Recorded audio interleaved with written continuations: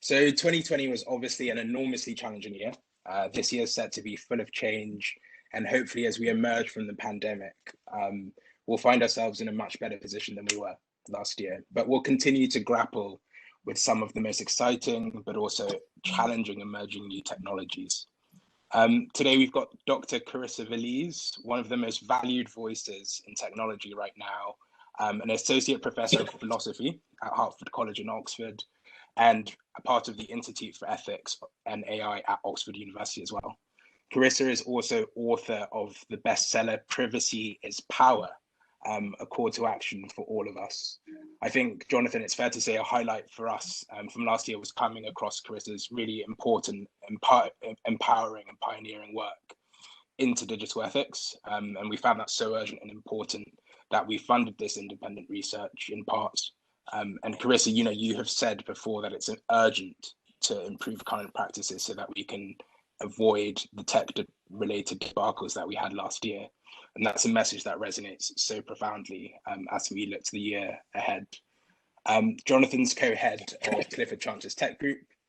He advises global organizations on a range of legal and commercial issues relating to everything that we'll be talking about today, particularly around artificial intelligence and data. So Jonathan and Carissa, thanks so much for joining us. I guess I'll kick off with a question around your hopes and your fears about data, AI, and digital regulation in 2021. Maybe if you can sum up Carissa first, and then Jonathan, in 30 seconds or so, what your concerns are. Thank you, Herbert. So I think my greatest hope for 2021 is that people will become more aware of privacy issues, that we will see the United States start to think about a federal privacy law, and that we will see much more diplomacy between the United States, Europe, the UK, joining forces and taking privacy seriously. That's a best case scenario. One of my concerns is that that might not happen, and we might further liberalize data. In particular, in the UK, my concern is that the UK might want to become something like a data haven, in which data can just be freely used, even in very questionable ways. And let's hope that that doesn't happen.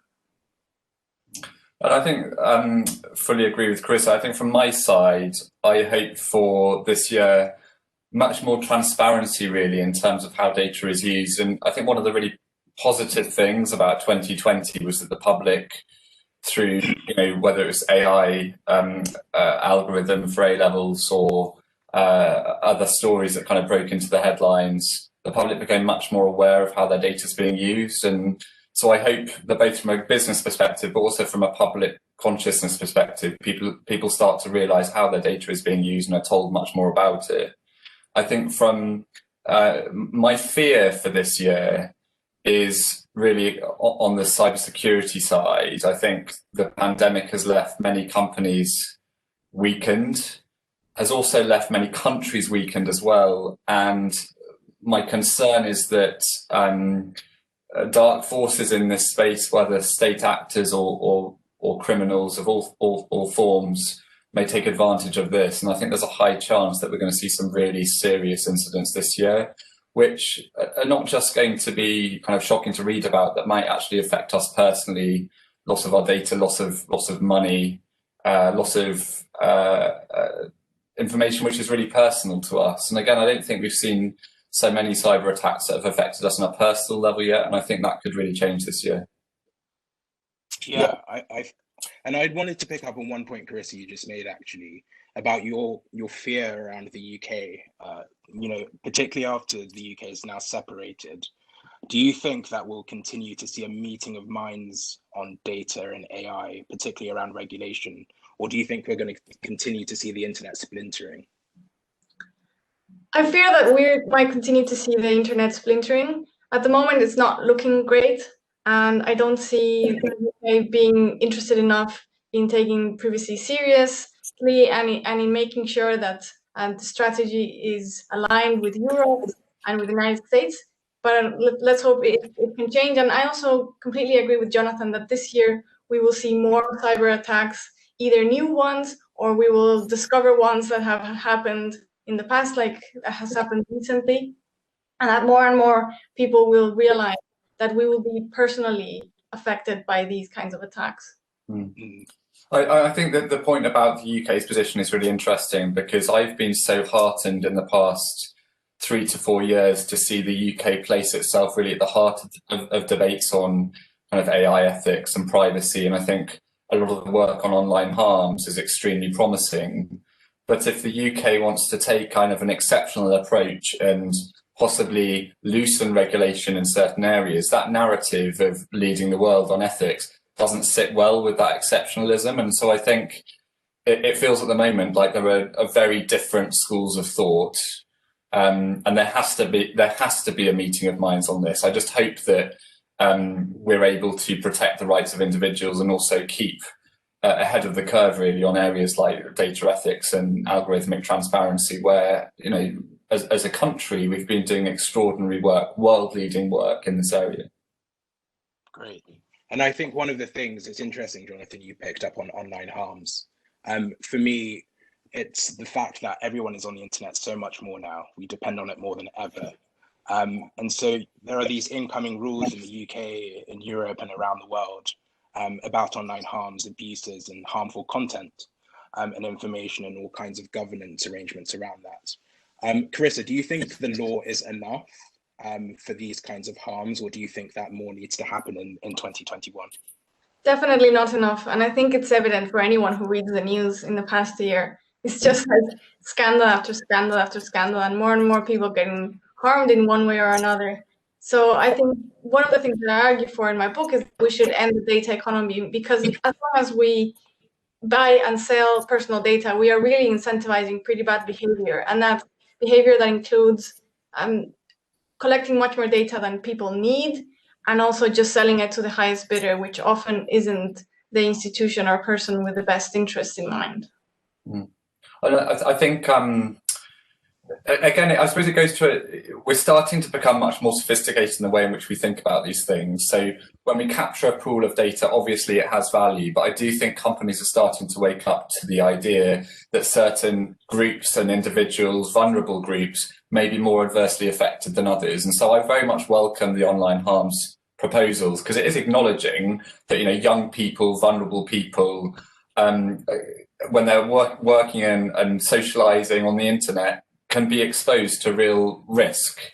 And those businesses who are providing those services have a responsibility to protect them. And I think, you know, particularly, for example, if we look at the Age Appropriate Design Code, which is a big piece of new legislation in the UK, that's effectively saying, you know, to companies, you have to handle the data of children much more carefully. You have to design your services to be bespoke to those audiences, if they're focused specifically on children. And that's, you know, that's a good thing, because it's starting to say, no, we're not all the same when we use the internet. We don't all have the same awareness. Some people are more vulnerable than others.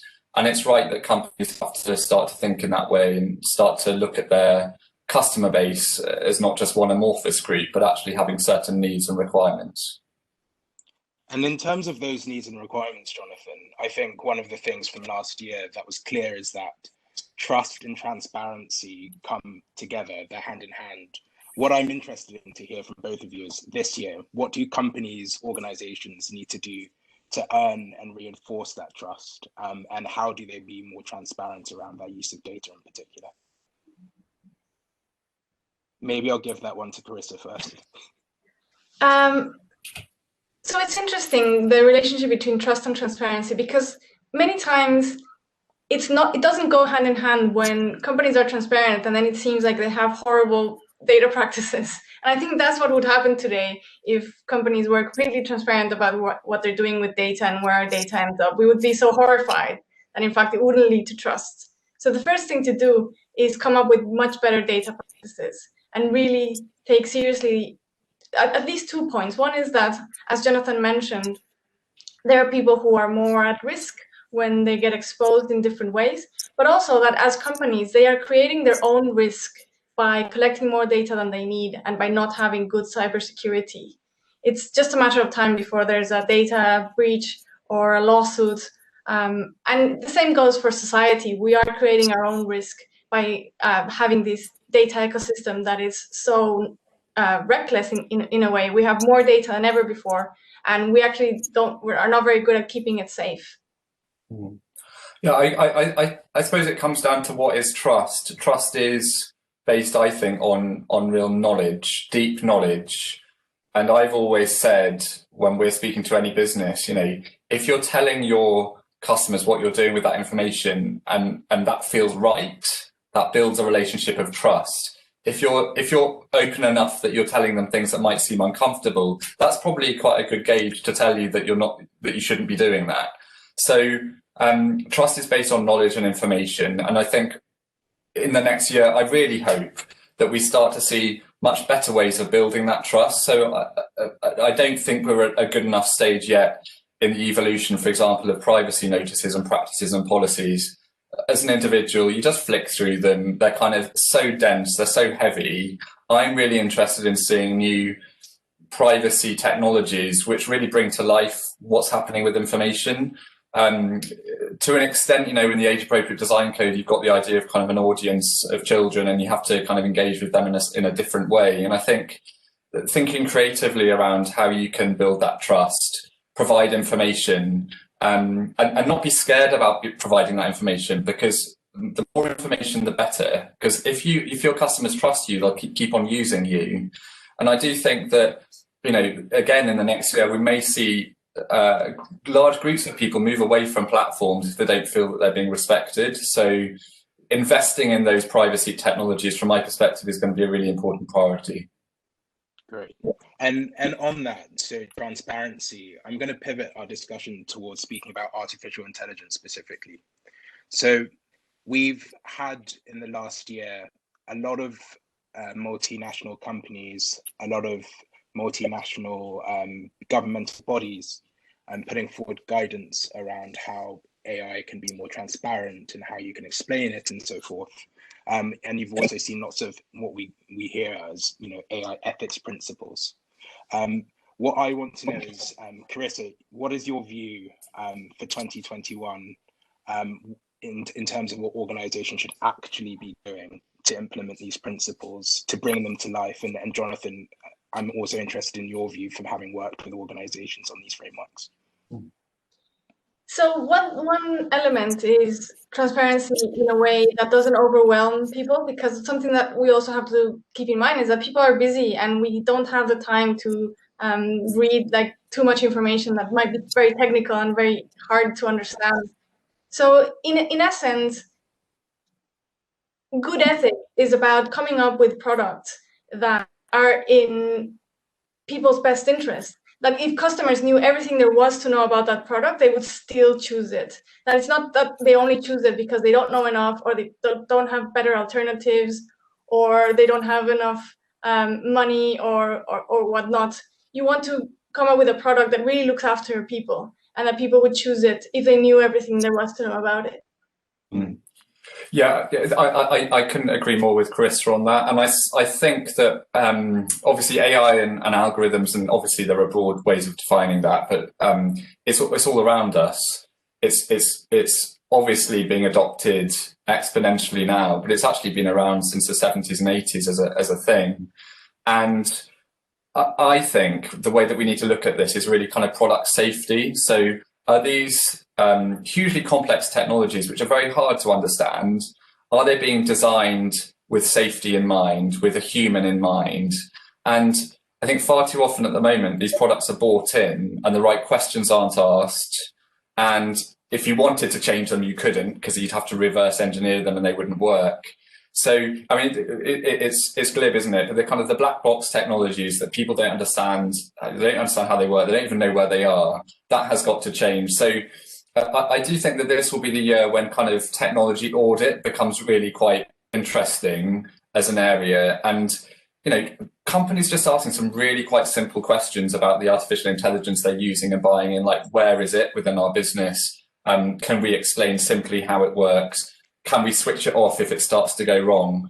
These types of things, almost kind of, taken from like different industries, like the airline industry or the motor manufacturers who have kind of built in safety for many decades. That's how I think we need to look at artificial intelligence development. And that's an interesting perspective. You focus there on AI audit. And so in terms of the AI lifecycle, we're looking at the end. So the product has been created and we're trying to work out, is this working the way it should do? Can we explain it to people, and proper checking processes? Jonathan, what do you think organizations should be doing at the outset to make sure that, artificial intelligence is properly calibrated? And I think this ties also to where the law is going. What do you think the expectation will be? Well, the law, as we know, in 2021, we're going to see bold new laws in Europe, which, from my perspective, are going to be, as groundbreaking, if not more groundbreaking than GDPR actually in the area of artificial intelligence, which are going to, in Europe, start to risk rate AI. Now, we don't know precisely the parameters of that, but I think, again, it's kind of common sense, really. If you're bringing in a piece of AI into your business, which is going to have a serious impact on a customer, which may be using their really sensitive information, which may deny them a product or may have a serious impact on their life, then obviously that's high risk. And you need to make sure that before you start using it, before deployment, you're asking some very careful questions about the safety of that product. So I think in this area, people often get lost in kind of the deep complexity of the technology, but actually, if you step back from that and take a relatively simple risk framework and deploy it, it will really help. And again, I think we'll start to see the invisibility around this type of technology removed from businesses. I think when you're talking often to companies who've used this technology for many years, there's a kind of a concern as to even how they're using it or where it is. Like a mapping is just so important. So some very simple steps really to start off with, I think will bring huge progress. And Carissa, do you agree with that? Where do you think organizations should be focusing their attentions in terms of implementation of AI? I definitely agree with that. I think there are two things that are very important. One is that we shouldn't treat the general population as guinea pigs. We used to do that in medicine, and we don't do it anymore for very good reasons. So now if we want to test a drug or a vaccine, we ask for volunteers, we compensate them, we inform them, and so on. And we should do the same for algorithms, especially algorithms that can change people's lives in very dramatic ways. And they shouldn't go out into the world when they haven't been properly tested before. So I would like to see more testing, and in particular, randomized control trials for algorithms.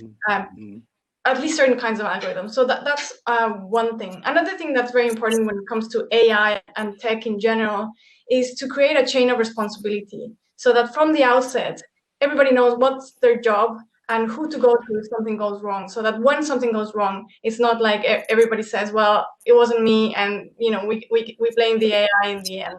So everybody has a job, everybody should know what the job is and what the responsibility is and what to do when things go wrong. Another thing that I think we'll start to see, I think maybe 2021 is too early, but it's going to be the beginning of that trend, is certain companies that instead of marketing for like cutting edge AI and cutting edge tech, we're going to see certain companies that start valuing totally human products and services and companies. I mean, we've already seen it with education. It used to be the case that, the better schools were the ones that had iPads and computers and all this, and now the more fancy schools are ones that can do without technology and actually focus on human beings and whether they're good teachers and the content and so on. So I think we'll start seeing some of that in other areas, although maybe 2021 is too soon, but maybe. But that's a really good point, a really interesting point, because I think, one of the questions that Europe is putting to businesses is saying, please legitimize why you're using a piece of artificial intelligence. Why is it needed? What is its purpose? And if you ask that question and actually the response isn't that convincing, perhaps you shouldn't be deploying it and using it. And perhaps actually the existing methods might be good enough. Clearly, what's happening with a looming or existing recession in many economies around the world is that people are looking for efficiency, they're looking for profit, they're looking for fast growth, and obviously AI offers that. The problem is that fast growth may in the medium term come at the cost of customer trust and longevity within your business. So I think there's some really big strategic questions to be asked here around, do you want to make this quick buck, or do you want to have a long-standing relationship of trust where technology is used very transparently and actually wins more customers rather than loses those customers? I have to say, I really like the idea of these controlled kind of randomized trials as well, kind of stress testing, getting customer reaction. I mean, this point around transparency is, you shouldn't mind if you tell somebody what's happening because they should be comfortable with that. Or why don't you, as Carissa said, go to your customers and ask them, if we decided you get a mortgage in this way with this type of algorithm, with this type of data, would you be happy with that? And see how people respond. And they might be, or they might not be, and then you can kind of adapt your technology to be sympathetic to that. So I love that idea. I think that's a great idea. And Carissa, I mean, there's obviously regulatory sandboxes, just to take one example. So you create your plaything and you take it to the regulator and say, does this work from your point of view? Now, do you think that the focus for companies should be going to the regulator first, or, as Jonathan has just described, do you think we need to go to all of us to get the kind of input, the rich perspectives of a really broad, diverse group of people to be able to make the decision? I think they need a lot of input from a lot of people, from just customers and ordinary people and lawyers and ethicists, for a variety of reasons. One is that the regulator is probably overwhelmed and might not have a very careful look at whatever is being done, and then they might change their mind in the future and decide that it actually wasn't a good idea, even though at the time they didn't pose an objection. So that's one thing. But also, as Jonathan mentioned, we're going to see a lot of new regulation about AI and data in the coming years. So if you're a company that's what wants to stay ahead of the curve, you should be thinking in ethical terms much more strictly than current regulation. I agree, and I think in a way there are lots of there's lots of inspiration to be drawn from kind of ESG and sustainability principles here. So if you're buying a product, has it been sourced in the right way? Has it been have the people who've worked on it, have they been remunerated in the right way and treated in the right way? If we take that into the world of artificial intelligence, if you're building a piece of complex technology, have you sourced your data in the correct way? Have you trialed it in the right way? Have you thought about safety? And if those answers are no, no, no, then as a company, don't buy it, go elsewhere. So I do like this idea of kind of technology ethics becoming almost an extension of ESG principles. I think that that's a great way to think about things, and often, unfortunately, at the moment, technology is kind of left out of the ESG debate a little bit, and I'm hoping that this year that starts to change. Yeah. And it makes sense to me, at least. In the last year, we saw that sensitive data, health data, biometric data, all of this extremely potentially toxic information has been shared with a lot more willingness because we are trying to battle a pandemic. But it feels like 2021, there might be more of a shift towards the focus of, if you're going to, partake in this mass data sharing, how are you going to be responsible about it and who needs to be involved?